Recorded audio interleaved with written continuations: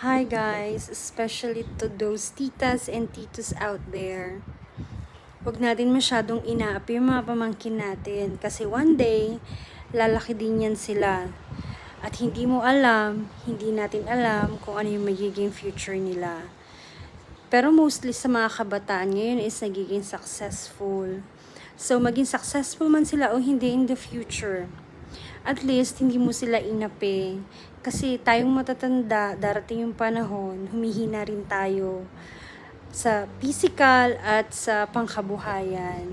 Huwag natin saktan yung mga damdamin nila, huwag natin sila masyadong pagsalitaan ng masama.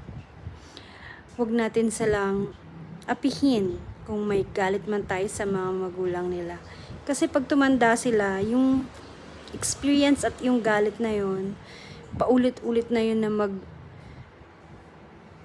re-replace sa isip nila, sa puso nila.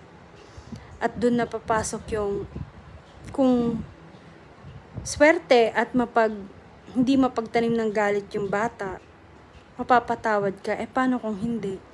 May pananagutan ka rin kasi hindi ka naging mabuting kamag-anak. Yun lang, sana may natutunan kayo.